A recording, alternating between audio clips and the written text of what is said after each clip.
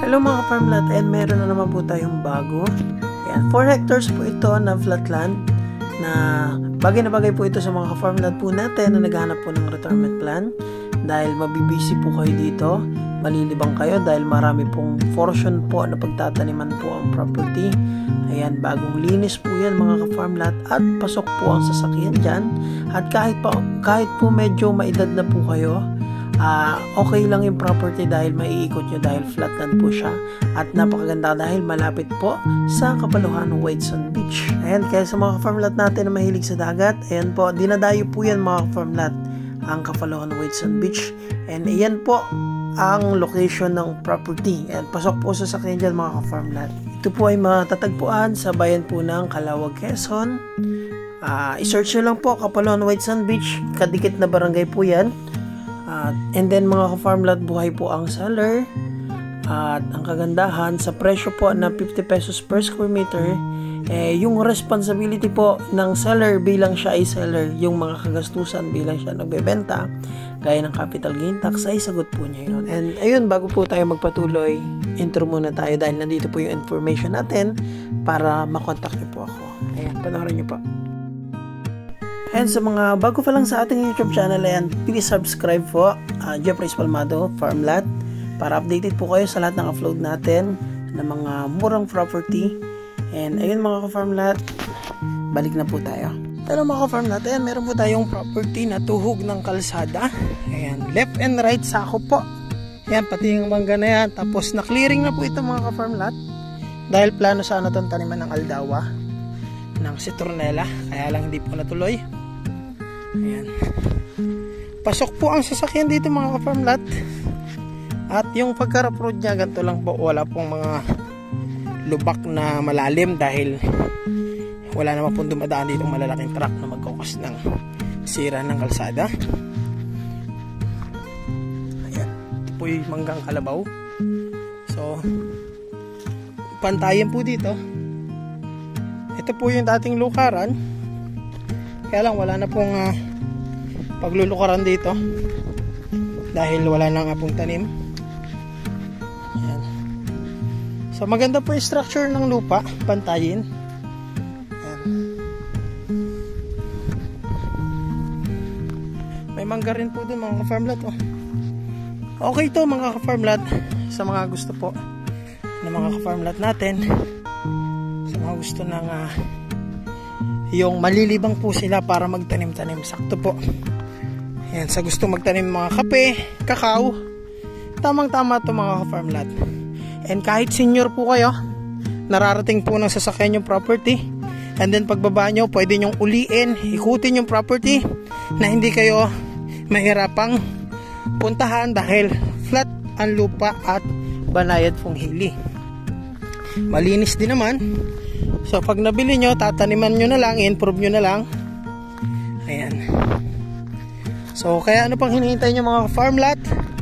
Sa mga gusto na ng property na to, 4 hectares po ito. Ayan.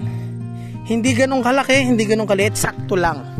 Sakto lang po yung sukat nya para maging retirement plan po ninyo.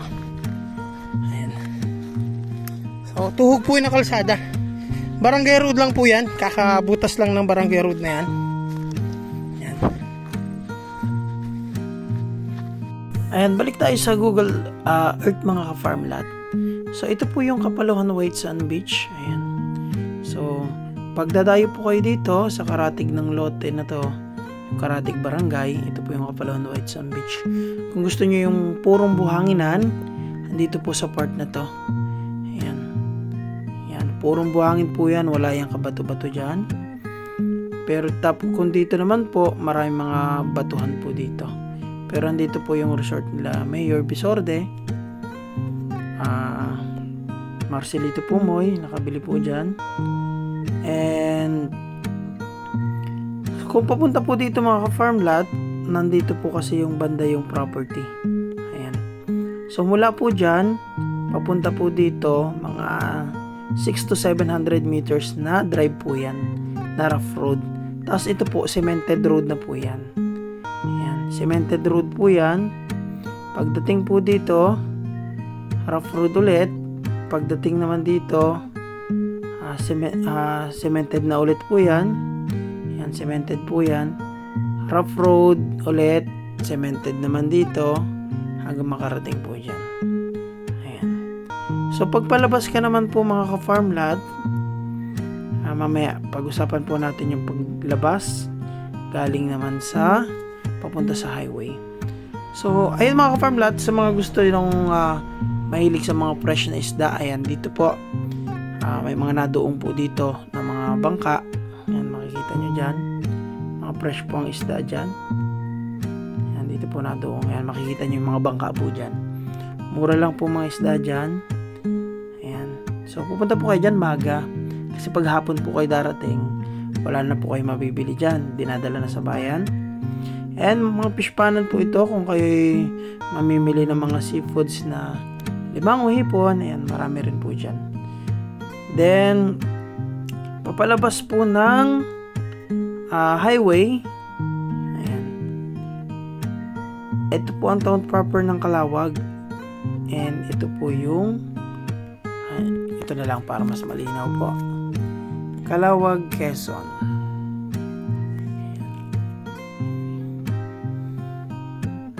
So ito po yung buong map ng Calawag, Quezon. And yung property po nasa bandang gitna ng Calawag, nandito po banda. Ayan, nandito po banda ang property. Ayan, nandyan po banda, nasa bandang gitna ng Calawag. Ayan, kung makikita nyo. And ang town proper po nasa gilid. Ito po ang town proper. Ayan. So bali 3/4 ng Calawag, Quezon ay papunta po sa Upper Calawag. Ito pong papunta sa mga dagat, sa Pulong Pasig Sandbar. Ayan, sa Kapaloan White Sand Beach, Maligaya Beach. Ayan, kung saan nakabili sila by Sigandatieng. And yung ano po dito, pag galing ka pong town proper, ang meet up po natin ay Jollibee Calawag. So yung Jollibee Calawag nandito po banda. Ayan, nandito po banda ang Jollibee Calawag. Kino-construct pa lang dito sa Google, pero gawa na po yan. And ito po yung kalapit na Pure Gold. Tapos na po yan. So yan po, mula dyan magdadrive tayo ng mga around 20 to 25 minutes papunta sa Our Lady of Fatima Church. Hanapan natin yun. Okay, nandito siya. Yan, ito po. So magdadrive tayo mula town proper, magdadrive tayo ng highway papunta sa Our Lady of Fatima Church. So ito pong highway na to, ito yung simbahan, ito po yung papuntang Bicol, and ito po yung papuntang Manila. Ayan, ito po ay ecotourism road papunta sa mga dagat na sakop ng Calawag, Quezon. So dyan po halos 3/4 ng Calawag, Quezon ay palabas po ng highway. Ano po? Ayan. So balik po tayo. So as of now, ito pong daan na to, cemented po yan. Cemented. Pagdating dito, rough road. Yan, rough road po yan. And pagdating dito, cemented po yan. Cemented na daan. Pagdating dyan, rough road po ulit dito. Pagdating po naman dito, rough road pa yan. Then cemented ulit.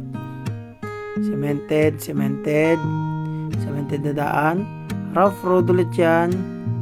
Rough road. Rough road. Yan, cemented. Yan, cemented po. Rough road ulit.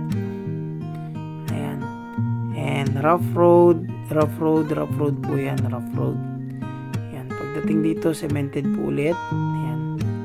Cemented dyan pa ahon. Rough road ulit. Pagdating po dito, ayan. Puro cemented na po yan. Puro cemented na yan. Ito yung Papulong Pasig. Ayan, puro cemented na po yan. Dire-diretso. Hanggang sa makarating po dito. Ayan. Puro cemented na. So, magdadrive tayo ng mga 600 meters and mga more or less 6 to 700. Andun na yung property. So, yan po.